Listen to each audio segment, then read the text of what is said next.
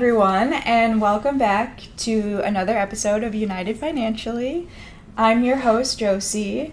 And I am Crystal. And we have a special episode today for Financial Literacy Month. Yes.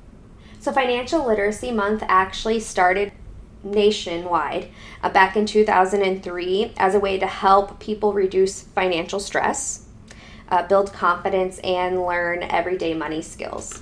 It focuses on savings, budgeting, credit, and debt. Really the foundation of good financial habits. Adults definitely benefit, but I love this month because it also highlights kids and teenagers. Thanks, Crystal.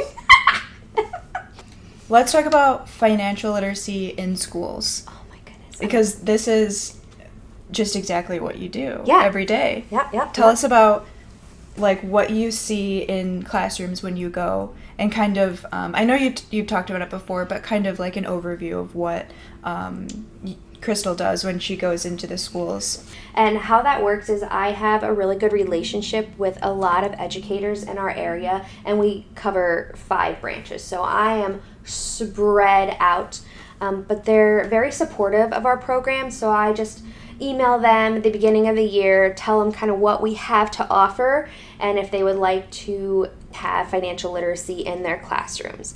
And every time I get such a huge response. They all understand how important it is to build healthy habits young.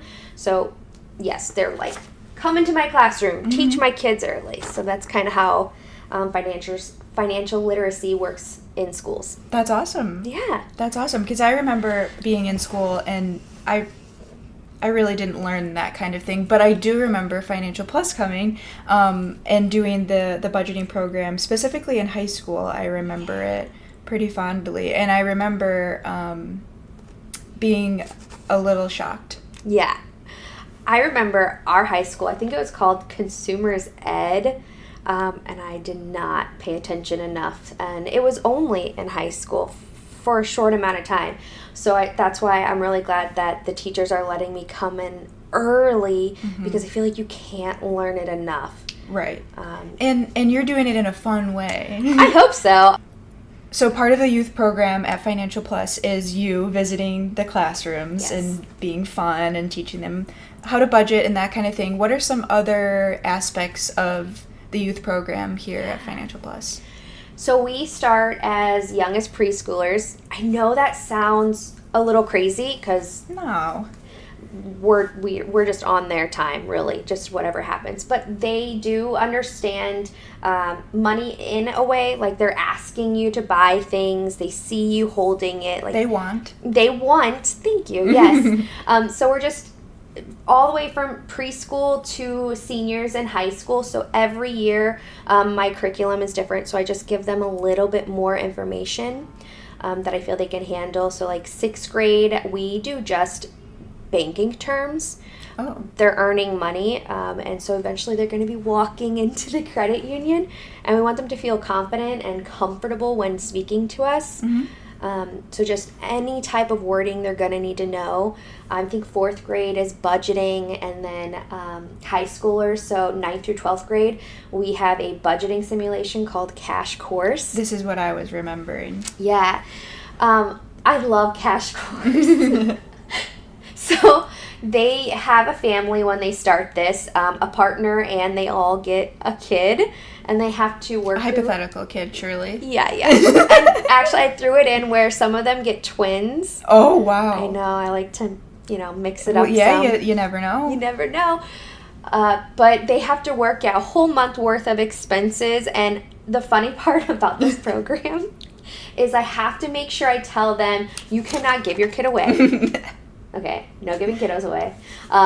No putting up for adoptions. Like, they're going to be expensive, but we're just going to have to play this simulation out, and you're going to have to pay for them. So. And why would they want to give their hypothetical child away, Crystal? Because it's hard to budget, probably. They're always wanting money. They probably know how much they ask their parents for money.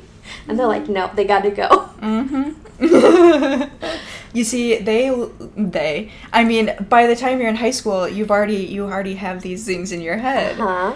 So we gotta we got to figure out how to manage it, Yep, you're absolutely right. So starting these habits early, hopefully by the time they're adults with a family, they'll understand more about budgeting and how to make more responsible choices with their money. I think that's a great idea. Yeah. I also have gone into IVCC, created a little class for them. Pretty much, if anybody reaches out to me, I'm willing to create whatever time frame, whatever age group, whatever topic they need. Like, we want to be in all the spaces. The credit union understands how important it is for our community to be financially healthy. If they're not financially healthy, then we're not going to be successful, and we care about our community. So that's how our programs work and why we're there. We have to invest in our future generations. We do. And so when you go and see, say, high school or college students, what are some maybe different opportunities you tell them about that the credit union offers? I love that you're asking that as well. So for high schoolers, we actually talk a lot about, even in the budgeting simulation cash course, scholarships, because some of them are going to go to college, and college is expensive. So we offer at the credit union 20 scholarships. Wow. I know. That's a lot. It is a lot.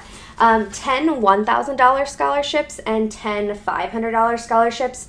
And that's just the credit union wanting to invest in the youth in our community and wanting to help them start off on the right foot going into college. And then also something else we started this year, we know that college isn't for everybody. Sure. And that's okay. Yeah. We have now union-ready grants. I love that. Yeah. So we're giving out 5 $1,000 union-ready grants, and that's just for anybody that isn't going to college. Like, college just isn't for you. Yeah. But, man, union careers are so important, and it's a great career to have. It is. And especially, I think it's great that they're offering that now, because being in an area where there are a lot of trade jobs around here, and they're, like you said, they're very good jobs. They are. Yeah, you don't have to go to college to be successful. Yeah, I think it's important that students, whether they're, the little tykes or in high school or in college, know that you don't have to do this 4-year gig. Yes, yeah. It's not, like you said, not for everyone. Right. But that there is a future in a trades, and we understand that when you start into a trade, union dues, just the tools to start, you're not making as much. It's all expensive and can financially be a burden on anybody maybe interested. So we want to give out some grants to help some students. That's awesome. Because if you're interested in something, that doesn't mean you necessarily have all the skills to do that, because there is a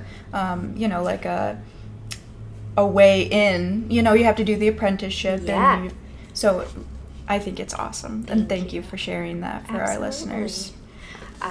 I just want to thank Financial Plus for believing in this program and our community and them giving so much back. I don't hear too many institutions giving that much, and that just shows how much the credit union cares about its community. I feel like I could get emotional because my whole position here at the credit union is to teach our youth. And that's not every institution has that. So I'm very grateful for them for allowing me to do that. It's very kind and very important. It is. And I appreciate it. And I appreciate you. Wiley was that? Oh, Crystal. We were talking about what do we want to leave our listeners with, some tips and some tricks, and then all of a sudden, I heard something. I think I'm hearing Wiley too. Wiley just completely interrupted and told us that, no, I'll tell you what you need to tell them. Okay, yes. So he has 3 tips. What are they, Crystal? Yes. So Wiley says, look at your spending habits. Even kids can start tracking where their money goes. I think that any age, if you have an income, you really need to see where it's going. It could be eye-opening. Yeah, and maybe that's like just writing down, so if we're thinking like a little kid, maybe we're just kind of writing down what the price of their toys are, or when they say, I want this at the store, and maybe like later on you could say, hey, remember all those toys? If we would have gotten all those toys, it would have been X amount of dollars. Yeah. Absolutely. Let's see. So if you're 18 or older, so more younger adults, check your credit report. It is free. If you're a member at the credit union, pull up our app and it's available there. It's so important to check your credit report. It follows you everywhere. Yeah, and it's so important to have a good one. Unfortunately. Yeah. Like, you need to monitor. And if you are 18 or older and you don't know or don't have a credit card or are not building credit, that's something maybe you should look into. Yeah. I will say that in my 8th grade classrooms, I touch all things credit. Oh. Loans. So the topic is loans, but I go through all the terms they'll need to know, an application, credit cards. Wow, that's good. Yeah, and then we do a little role play, and they seem to really like it. That's incredible. Yeah. I would have been in a better spot now if I would have had that. Been around. If I would have been around. And then last tip, Wiley wants to make sure that we're talking to the parents too. So this is for all the parents. Take 5 minutes to talk to your kiddos about money. Those mini conversations really do matter. They do.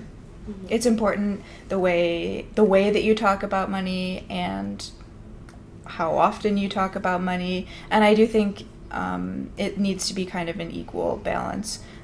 They need to know, but we shouldn't allow any undue stress. Yes. You don't have to tell them every little thing, just like basic information to let them know like everything does have a cost. And then obviously wants and needs. Like we have to know the difference between wants and needs and where our money should be going.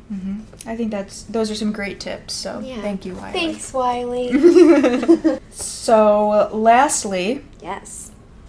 we have a little bit of a challenge for our listeners. Yep. Listener challenge. So my first challenge, this one is going to be hard. For myself particularly. No spend weekend challenge. I don't like that one. I know. I will say it's essentials only for the weekend. So we can spend money on essentials, but maybe take a weekend and just, I'm not going to spend anything extra. Sure. So find something Stay to do. in. Yeah, around your home. That seems like a pretty good challenge. The next challenge, $1 a day savings challenge. Oh, okay. I think that's pretty doable. That is doable. And a fun one for maybe a kid. The littles? Absolutely. Maybe you're a parent and because it's April and there's a ton of sticks outside, you can send your kiddos outside and be like, you know what, you want to earn $1? Oh, manual labor. Yeah. Pretty much. They're still That's spunky. Well, I mean, yeah, you're kind of simulating a job. Absolutely. Just for the weekend, that's fine. Yeah. Just maybe don't ask them to do it every day. The last challenge, savings jar challenge. So perfect for young listeners who are just getting started. So this would be maybe For that $1 a day. Yeah. Yep. The $1 a day, the little jobs that you're finding around. You don't have an actual job, but just any money you earn, just put it in that little jar or piggy bank. But if you're grown, maybe a jar. I don't know. And then bring it into the credit union. And see how much you got in there. Yeah. We love change, too. We have a coin machine here, and it's... The youth really likes to watch it run. Oh, I imagine. It's like a game to see how much you got in there. It is. Actually, it's funny you say that because even adults will be like, so what do you think's in there? We do make a game of it. It's fun. That is fun. So financial literacy isn't just about being perfect. Thankfully. Yeah. It's about building those habits and being confident in small choices that you make. Baby steps. Baby steps. We want to celebrate Financial Literacy Month with you guys. So make sure you stay curious, which I love that. Please stay curious. Stay motivated and keep working towards your financial goals. Yeah, and we want to say thank you to any teacher, anyone who reached out with their perspective or a story. We are so thankful to have you and your insight.